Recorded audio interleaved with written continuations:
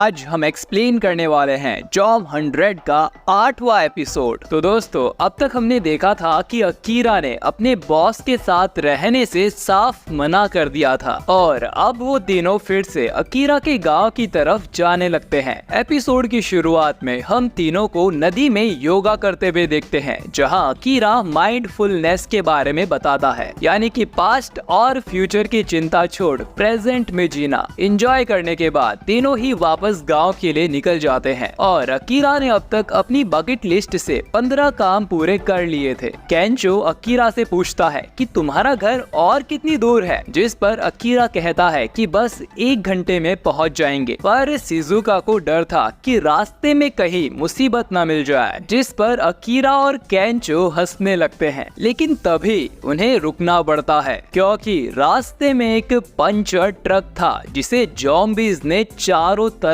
से घेरा हुआ था, यानी जरूर उस ट्रक में कोई ना कोई तो जिंदा होगा। इसीलिए अकीरा शार्क सूट पहनकर बाहर जाता है और ज़ॉम्बीज़ को धमकाता है। लेकिन जिससे पहले कि ये कुछ कर पाते, उस ट्रक से समुराई का आर्मर पहनकर कोई बाहर निकलता है और अपनी ब्लेड से वहाँ खड़े सभी ज़ॉम्बीज़ को काट डालता है। ये देखकर तीनों ही शॉक हो जाते हैं और फिर उन्हें पता चलता है कि आर्मर के अंदर एक लड़की है। वो अपना नाम बीट्रिक्स बताती है और ये एक फॉरेनर है। असल में ये लड़की जर्मनी से जापान आई है। बीट्रिक्स कहती है कि उसे जापान का कल्चर बहुत पसंद है और उसने यहाँ की सभी चीजों के बारे में पढ़ा है, इसीलिए उसके पास एक समुराई आर्मर है जो कि ज़ॉम्बी से बचने के लिए बहुत अच्छा है। अकीरा देखता है कि इसके ट्रक में ढेर सारी फिशेस थे। बीट्रिक्स बताती है कि वो इन फिशेस की डिलीवरी करने जा रही थी, पर अब उसका ट्रक खराब हो गया है। लेकिन क्योंकि वो तीनों बहुत बहादुर है तो वो उनसे मदद मांगती है इन फिशेस की डिलीवरी ताकासाकी शहर में करने के लिए। ताकासाकी ज्यादा दूर नहीं था, लेकिन किसी शहर में जाने से खतरा बहुत ज्यादा है। अकीरा बीट्रिक्स से पूछता है कि ये डिलीवरी करना इतना ज्यादा जरूरी क्यों है। वो बोलती है कि बचपन से ही उसने जापान को टीवी में देखा है और यहाँ आना उसका बहुत बड़ा सपना है। उसने कई सारे काम करके पैसे जमा किए और जिस दिन वो यहाँ आई,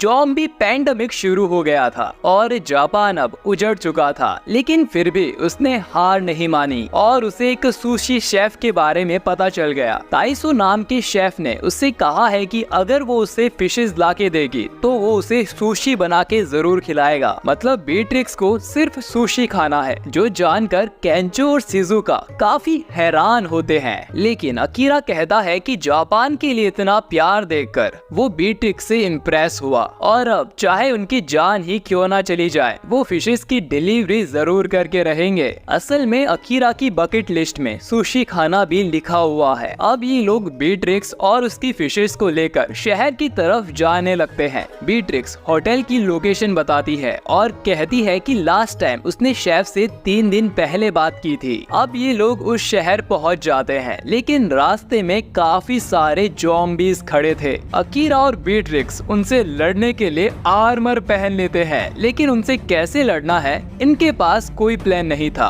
अब शिजुका एक प्लान बनाती है। प्लान के मुताबिक सबसे पहले केंचो बिना कपड़ों के ज़ॉम्बीज़ के सामने जाता है और उन्हें खाने के लिए उकसाता है। सभी ज़ॉम्बीज़ केंचो के पीछे पड़ जाते हैं। तभी अकीरा वहाँ ट्रक से ज़ॉम्बीज़ को फंसा देता है। फिर बीट्रिक्स वहाँ आकर बाकी की ज़ॉम्बीज़ को काट देती है। ट्रक के हॉर्न से सभी ज़ॉम्बीज़ उसके पास इकट्ठा हो जाते हैं। फिर ये सभी उन पर शराब की बोतल फेंकते हैं। अब शिजुका इनमें आग लगाने को बोलती है, पर अकीरा से माचिस ही नहीं जलती और अब ज़ॉम्बीज़ भी उनके आरवी की तरफ जाने लगे थे। अगर वो लोग वहाँ पहुँच गए तो उनको फिश को भी अलविदा कहना पड़ेगा और बीट्रिक्स डर जाती है। तभी अकीरा बोलता है कि डर सिर्फ एक बहाना है काम ना करने का। अगर वो किसी अच्छे होटल में एक सुशी नहीं खा सकते तो उससे अच्छा तो ज़ॉम्बी बन जाना है। इतना कहकर देखकर अकीरा नीचे कूद जाता है और कुछ ज़ॉम्बीज़ को पीटकर आरवी से दूर रहने को कहता है। तभी बीट्रिक्स भी अपना वेपन लेकर यहाँ आ जाती है। फिर ये दोनों आरवी के सामने वाले ज़ॉम्बीज़ को मारने लगते हैं, लेकिन ज़ॉम्बीज़ कम ही नहीं हो रहे थे। तभी उनके ऊपर एक ड्रोन आता है जिसमें म्यूजिक बज रहा था। असल में ये लोग यहाँ आने से पहले एक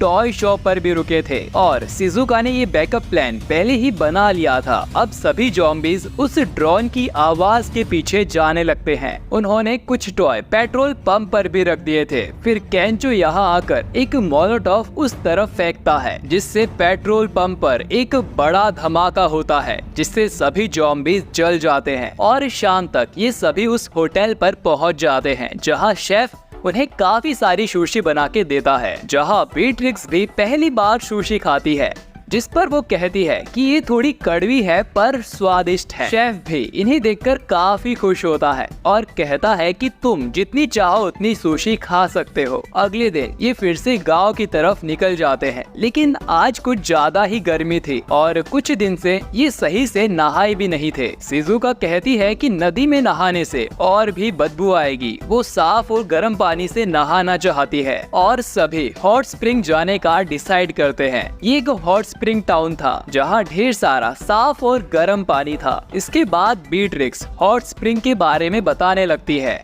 उसे इन लोगों से भी ज्यादा जापान के बारे में पता था। वो आखिर में कहती है कि प्यार को छोड़कर बाकी सभी बीमारी हॉट स्प्रिंग में ठीक हो जाती है। अब अकीरा शिजुका से कहता है कि डेट के लिए ये जगह काफी अच्छी होती, जिस पर वो कहती है कि डेट एक टाइम वेस्ट है। 20s में लोगों को अपनी स्किल्स पे काम करके ढेर सारे पैसे कमाने चाहिए। उसके बाद इन सब चीजों के बारे में उन्हें सोचना चाहिए। जिस पर अकीरा कहता है कि अगर उसकी लाइफ में कोई पार्टनर होती तो उसे काम करने के लिए और मोटिवेशन मिलता, लेकिन इससे शिजुका सहमत नहीं थी। इसके बाद इन्हें यहाँ एक बड़ा टब दिखाई देता है जिसमें बिना किसी देरी के अकीरा और केंचो कूद जाते हैं। शिजुका और बीट्रिक्स भी नहाने के लिए एक्साइटेड थे, लेकिन तभी यहाँ एक ज़ॉम्बी पानी से बाहर निकलता है और फिर ढेर सारे ज़ॉम्बीज़ वहाँ आ जाते हैं। अब नहाना तो दूर, ये लोग अपनी जान बचाकर वहाँ से भागते हैं और फिर ये चारों एक ऊंची पहाड़ी पर जाकर बैठ जाते हैं। इनकी आरवी ज़ॉम्बी से घिर चुकी थी। अब ये लोग उनके जाने का वेट करते हैं। अकीरा और बीट्रिक्स काफी गुस्से में थे कि उन्हें हॉट स्प्रिंग में नहाने का मौका नहीं मिला। फिर ये लोग यहीं पर सो जाते हैं। आधी रात को अकीरा की नींद खुलती है। उसे प्यास लगी थी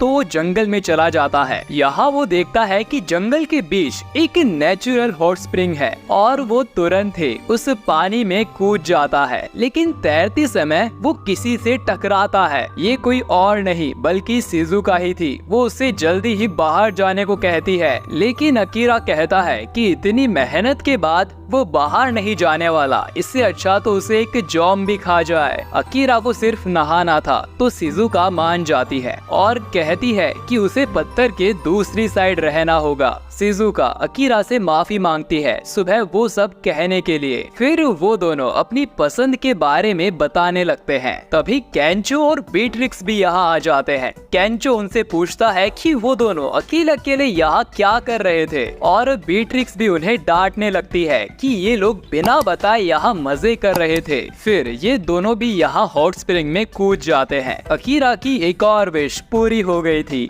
और ये एपिसोड यहीं खत्म हो जाता है। तो दोस्तों अब ये चारों क्या अकीरा के गांव जा भी पाएंगे, ये तो हमें आने वाले कुछ एपिसोड्स में ही पता चलेगा। तो मैं मिलता हूँ आपसे बहुत जल्द एक और नए एपिसोड के साथ। आपका वीडियो देखने के लिए शुक्रिया।